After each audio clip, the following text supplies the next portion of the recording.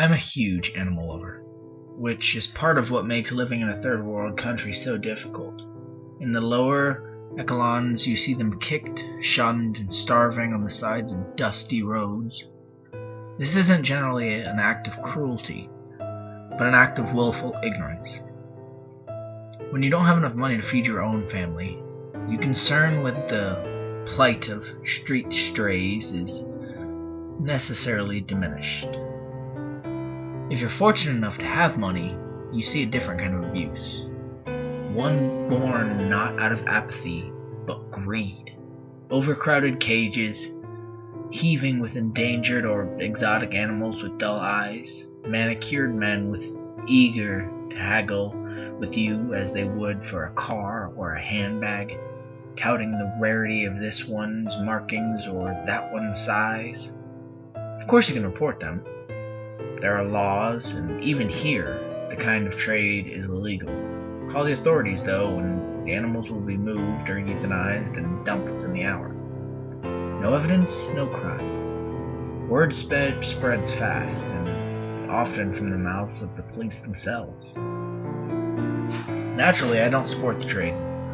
Most pet owners, animal lovers, people who actually care, don't. They rescue them off streets, parasite-ridden, cringing, with sharp ribs and hungry for love. Alternatively, if terribly concerned by disease, temperament, or breed, they find a reputable breeder, as did I.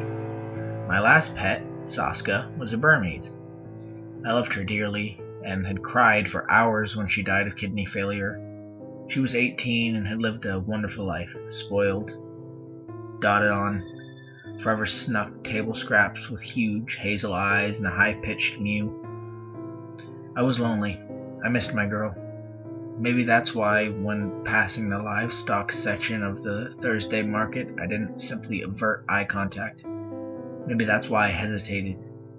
Maybe that's why I was immediately captivated by a filthy, rusting cage home to a tightly packed mass of imports. Most of them were sick. They all had conjunctivitis.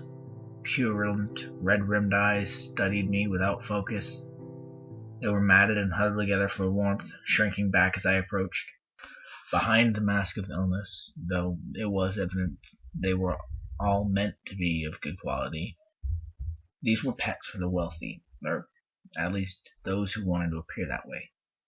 Most appeared to be Oriental breeds, Burmese like my beloved Saska, Siamese, Persian, although there were the ever-popular and fabulously expensive Bengal and Western breeds. I'm a huge animal lover, but I was lonely, and I could save one. I wrapped her in a towel for the drive home. She was crawling with parasites, too weak to lift her head. I noticed blood streaks on her belly and made a mental note to book an appointment with a groomer as soon as we arrived home. She mewed at me, softly. I stroked her forehead. She mewed again, louder this time. "I don't speak Russian, honey," I answered, and she curled up in the chair and cried.